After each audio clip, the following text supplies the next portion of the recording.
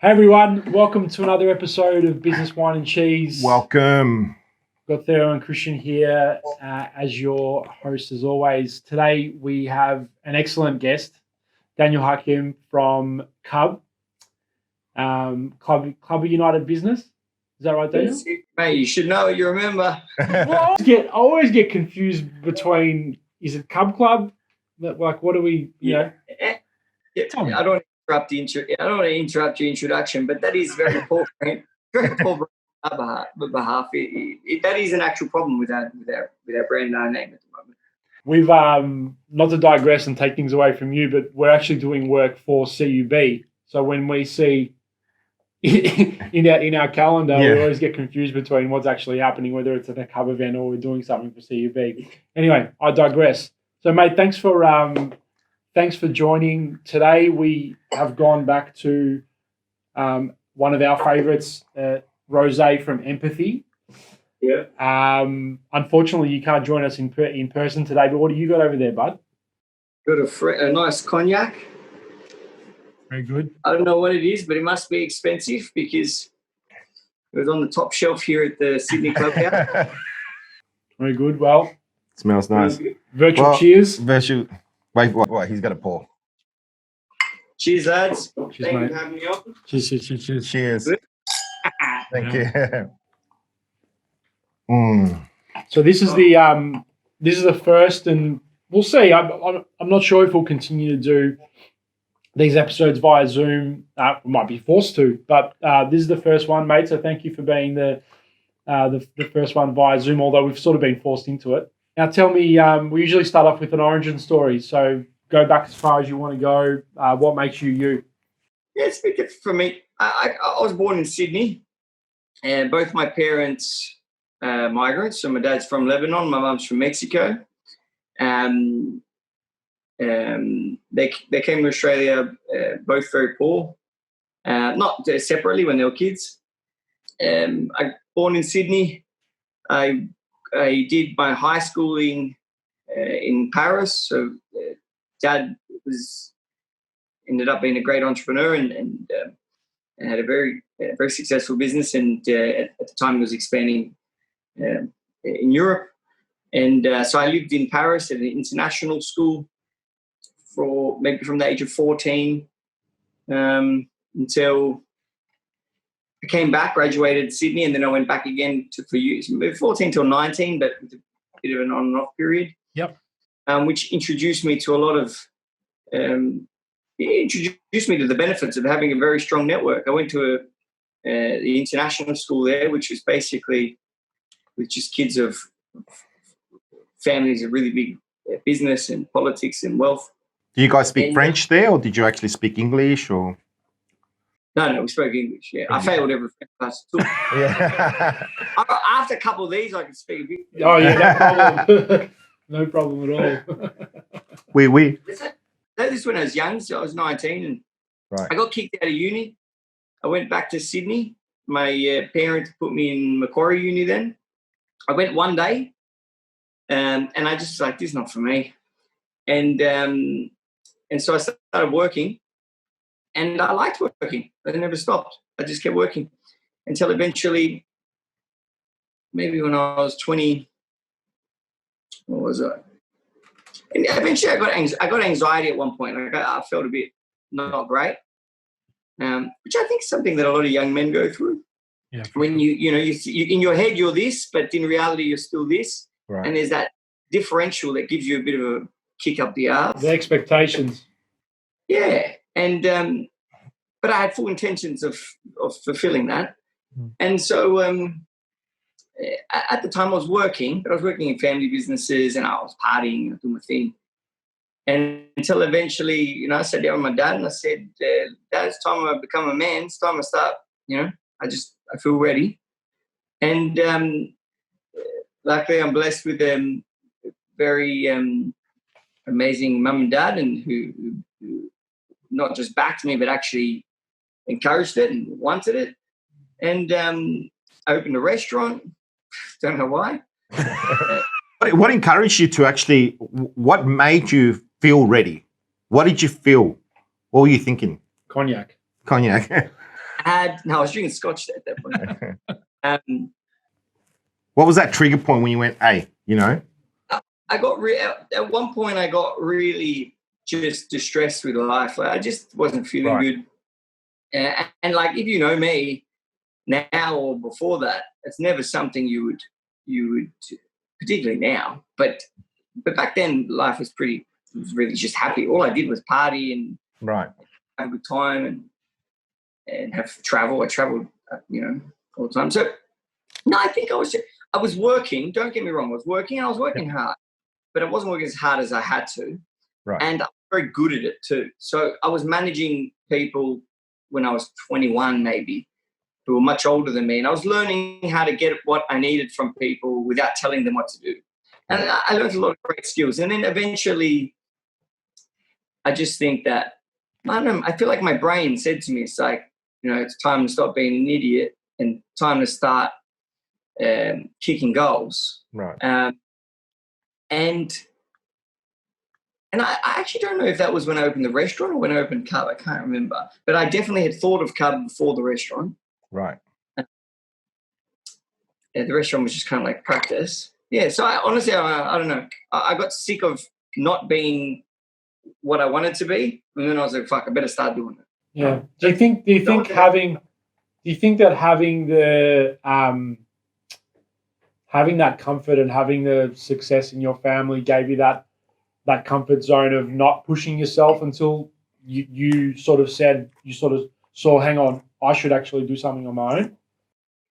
Nah, because mind you, I was only 21 when I was 21 when I opened the restaurant. I was a baby still. Right. You're gonna look at. I wasn't old. I'm only 28 now. So I was very, very. I was definitely earlier than most. That's still very early. That's still very early. Coming from the family, it gave me more reason too, because you think, oh fuck, this guy did it with nothing. He started from nothing, and look what he did. Surely I can do a lot more than that. Head start with what I've been given, and then you've got like the competition with your dad kind of thing. You're like, no, I'm going to show you. And so I think actually that sped me up. That's good, because often what I see is when people don't have adversity and they have it quote unquote easier, usually they're actually disadvantaged, as opposed to your dad who, like you said, came here with nothing, had a chip on his shoulder, and then he could really sort of use that. Generation of wealth. What's that? The third generation of wealth, it takes longer to do it. Yeah. And the fourth generation is even longer, because the third generation, don't forget, spend it all. They were born super rich. Yeah. So they never saw anything else other. They spend it all. Yeah, they spend it. It's like James Packer. but and then the fourth generation, you're taught to preserve it. Money has a life, and money's life is longer than people's life. It lasts longer, and it comes to a point where you can look at the royal family, the oldest money of all the monies, right? And they're disencouraged to do anything. They don't want you to have a personality even in the royal family. They don't want you to change anything, do anything, don't touch anything, because anything you do might lose what we've got, what we've accumulated. So they become more and more protected. Whereas in the second generation, you still encourage. The first never made it as big as they believed they could have. Yeah. They send the second out to go finish the job. The second celebrates, and the third learns really what it's like to have money. And then the fourth, they start preserving. Don't touch it. Here it is. Invest here. Speak to the bankers. Money's got a life. Yeah, for sure. So tell me, you mentioned before that you had the idea for Cub before the restaurant. Tell us a little bit more about what sort of sparked that idea and when you actually went and said, all right, it's time to execute specifically on Cub. What was it? You mentioned before you found the value of network. I'm trying to answer the question for you here, but you found the value of network. You saw the importance of network, and I'm sure that had some influence. But what actually brought on that idea? Well, I mean, as far as knowing the right people, having the right relationships, it definitely came from my time overseas and just my friends. And seeing that my family didn't have that before me at all, and seeing the things the benefits I was getting because of it. So that was kind of inspired the idea. But Cub is not so much that. Cub was not a networking company. Wasn't never the idea of it. In fact, I don't even like the word networking. Cub was just all I knew. I knew I wanted to do business. I was forced to do something because I was feeling bad about myself, and I thought, no, I need to do something. And I had grown up with one parent who just only did business. I never saw him. He was real strong and ruthless, real just that your quintessential big businessman.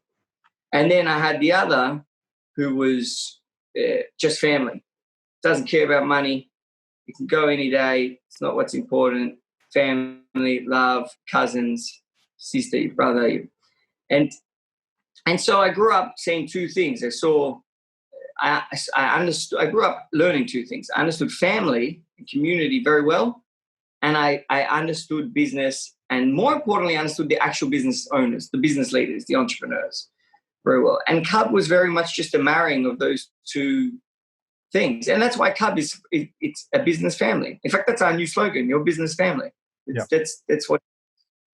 But it was never a networking company. That only happened because people were joining in the first 6 months. Mind you, it was just me and employee number one named Nicholas. And they were paying the same price they are now. They were paying it monthly. It was monthly installments back then. But they're paying this. Actually, they might have been paying more. I think it was $800 a month. And I would ask them after they joined, I said, why'd you join?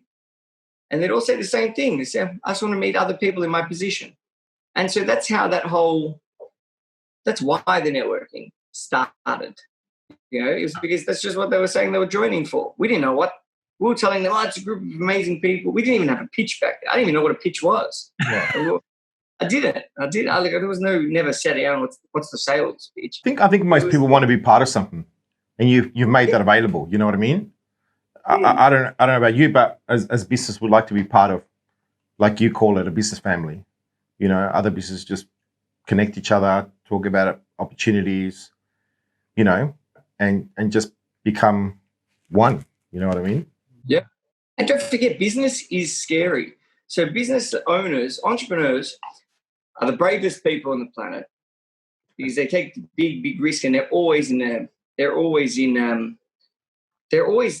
be taken out. Your business, if anything, if COVID shown us anything, is that business is fickle. You know, shit can go wrong. Doesn't matter how big you think you are, it can get fucked up tomorrow. Yeah. But so they're the bravest people, but they're also the most scared because not only do they have the most to lose, but everyone around them looks up to them, so they can't really talk to those people about their problems. There's so few people in their position, which means they're on this entrepreneurial journey alone. Yeah, and the bigger they get, the more new everything is. So it's always changing. It's not like they stop and they stay there and, okay, I know this stage of business now, I can stay. No, they keep trying to grow. Every time they grow, they got new problems. Every time they have new problems, they need new people to help them through that, to go to the next stage and to the next stage. It's one of the most scariest things you can do, because you never really make it until you sell it, or until you get to the point where I don't want to grow anymore. I'm happy keeping it here. Be satisfied, yeah. Yeah. And so it's a very scary thing to do. And if evolution has taught us one thing, it's that we survive better together in numbers. Right? That's how we're evolved to do that.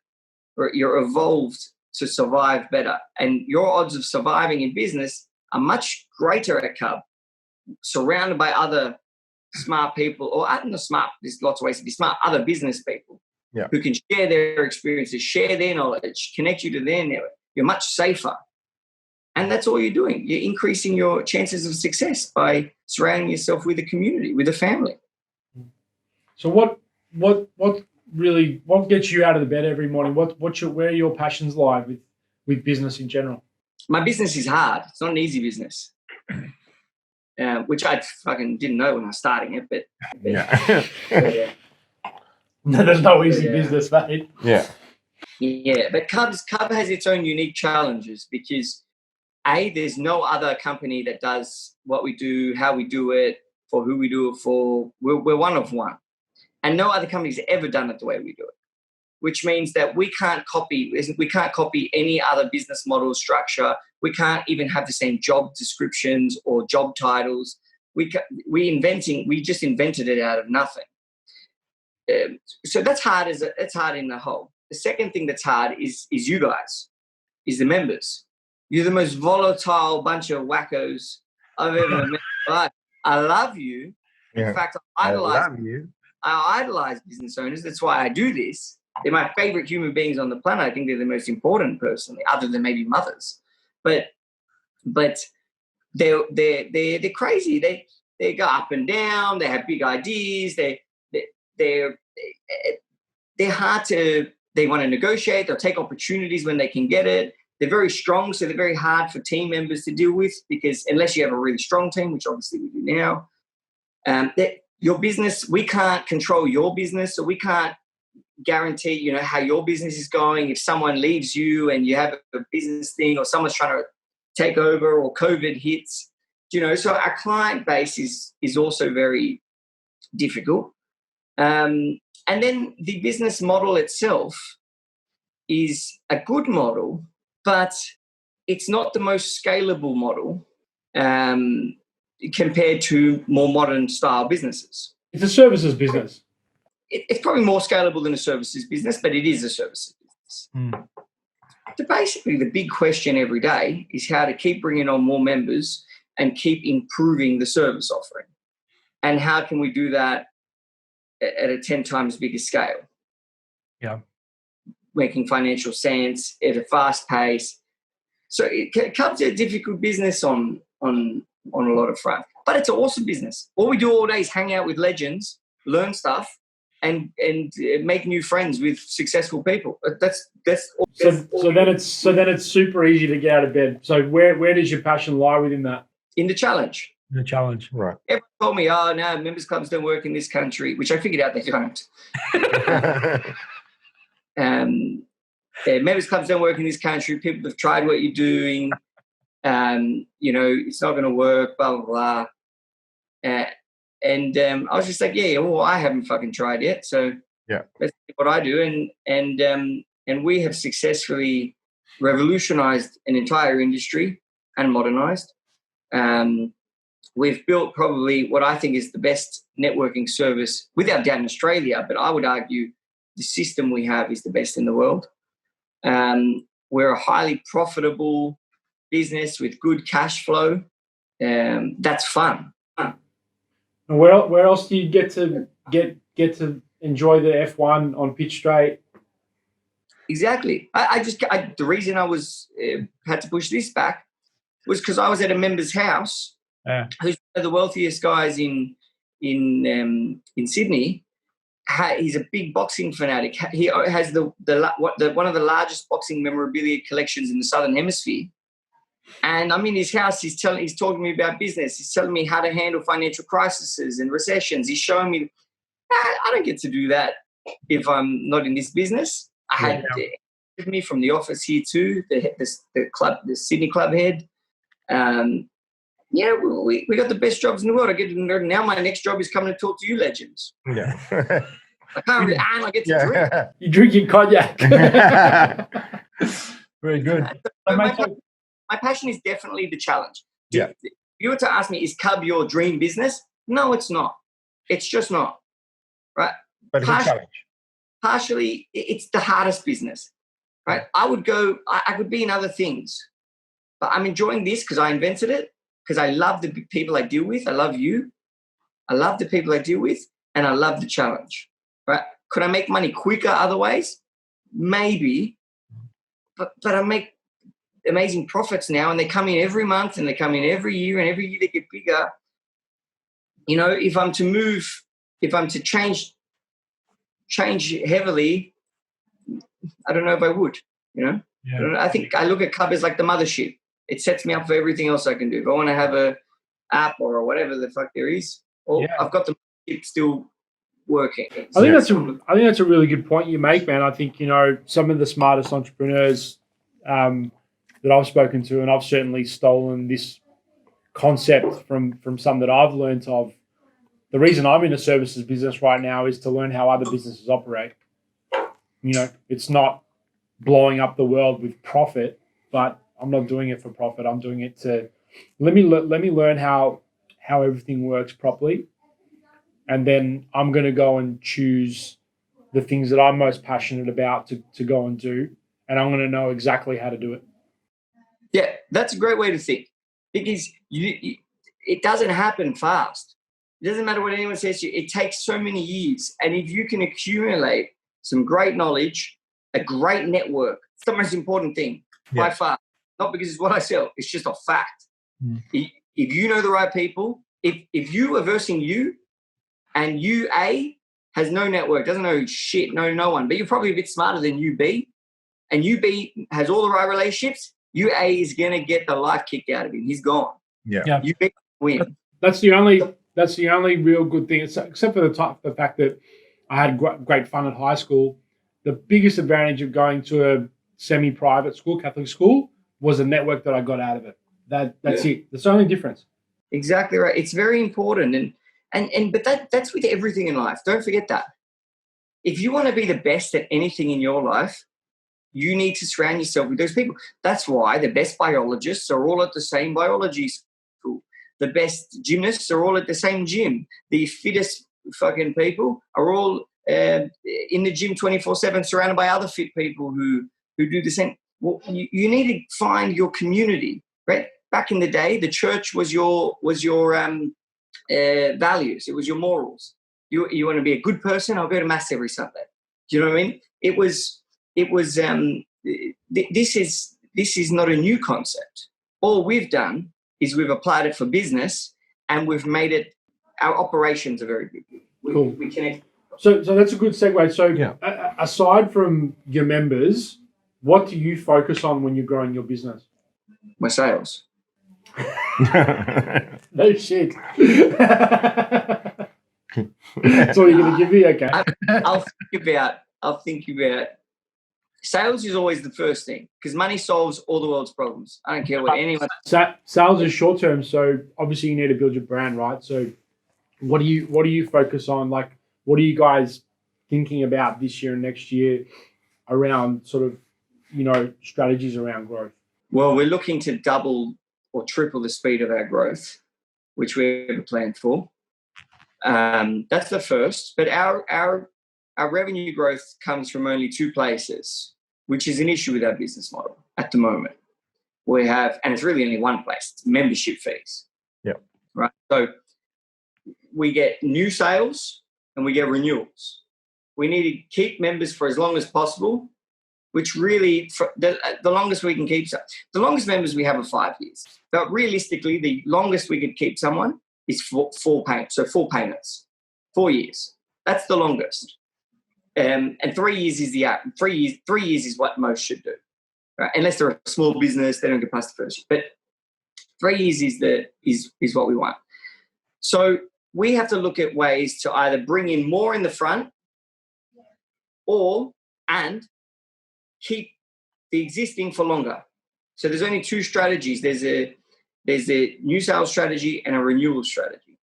Other than that, then we have to look at scalability and the business model options to do so.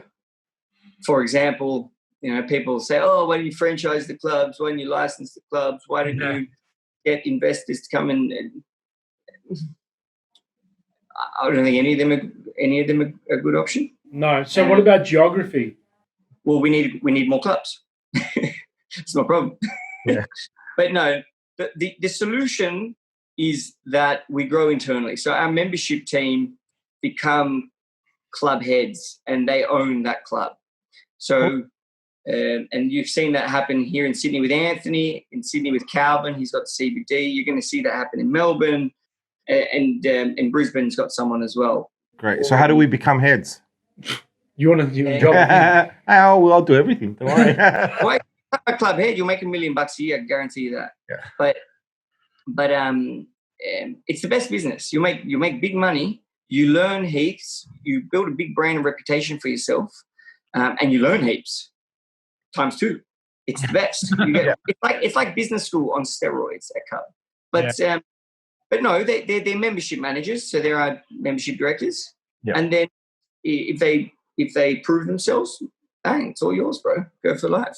And that works well that works really well for our concept because they have to deal with you. They have to deal with the business owner. And you want to deal with someone in regards to your business that understands your business, which means that you want to look at them as a business owner, as an entrepreneur, which means I somehow need to hire entrepreneurs because otherwise they're not going to work out well with you. So I can't hire normal salespeople. It doesn't work. We've tried.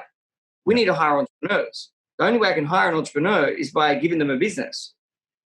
And this type of business is the best. I can show them exactly how long it'll take them to make the money. I can show them how to do it, model, who they need to hire, got all the systems, the reporting. We manage all the stuff for them. And they basically just like a JV like a partner. They invest into the clubhouse and we help them do that. And that's what we're going to do. It means we're going to grow slower, but it means we'll be more profitable. And honestly, I'm not super keen to grow that fast. What's the rush, man? We're all super young. We're all super young. There's no rush. Growing too Except fast. for him, he's not. Except for me. Growing too fast will be one of the worst things you do. I actually opened the Melbourne clubhouse too early. I thought I was mad. I was like, yeah, this is working in Sydney. I've got a great team, blah, blah, blah. But it was at least, I would say, a year or a year and a half even too early, right? I grew too fast. We split the team up.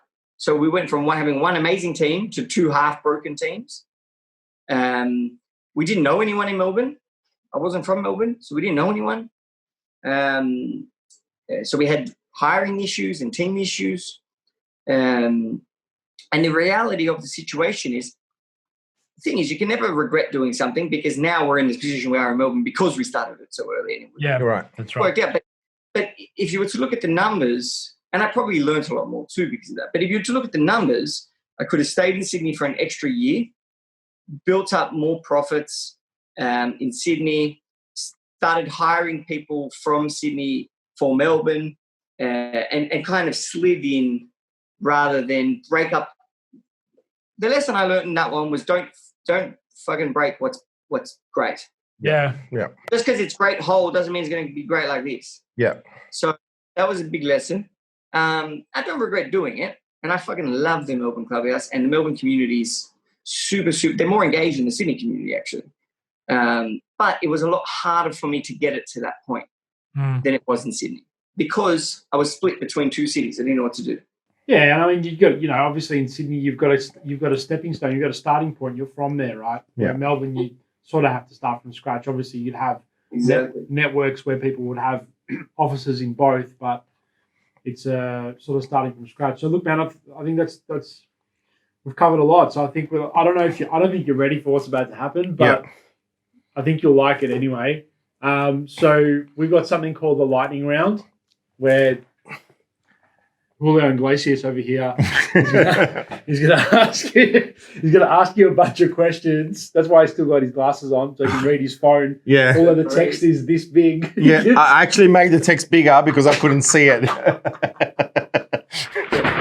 I just got glasses, so no thinking about it. Just go with it. Just answer. Obviously, you're a stand-up guy. You don't get embarrassed easy, so it's all good. Yeah. So let's begin. Lightning round. Okay, so let's go. So what's your favorite thing in your wardrobe right now?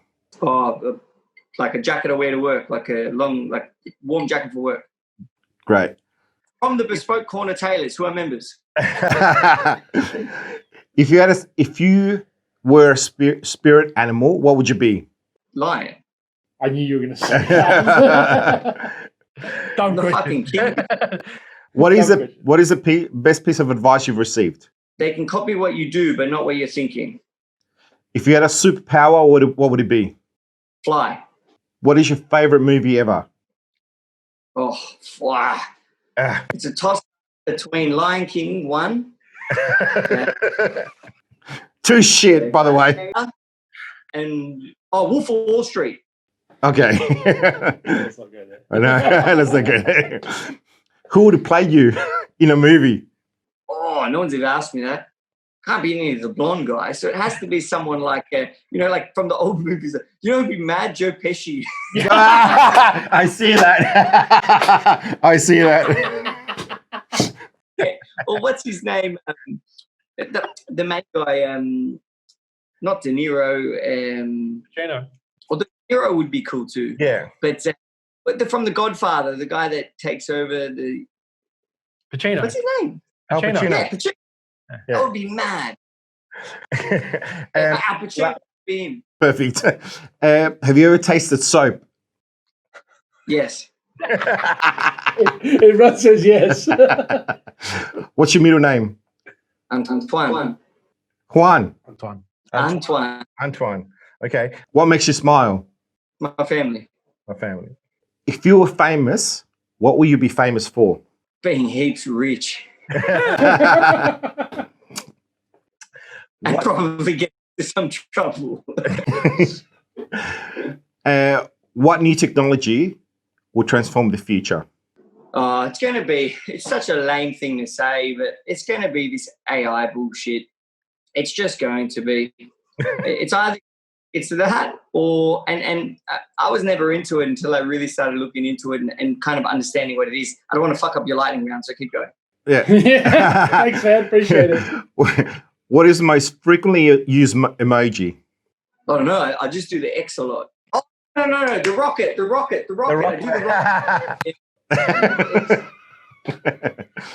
And what does an eagle sound like? Make a No. That's not an eagle. That's more of a Seagull. What'd you say? That's a seagull. Oh, yeah, that sounds like a seagull. I don't know. I never fucking heard an eagle. They're always too high. They fly too high. Like a rocket. Like a rocket, yeah. That's it. Thanks, mate. That was fun. I passed. Yeah. You did pass. You did. We're going to finish off this bottle. Yeah. It's been an absolute pleasure speaking to you, brother.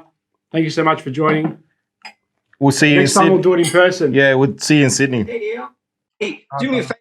Improve your reading skills for the lightning round. That one. Hey. You got you on that. I know. Don't worry about that. Thanks for watching. I hope you enjoyed it. Please subscribe to watch more episodes as they launch. Don't forget to share with your friends and click here to watch more videos.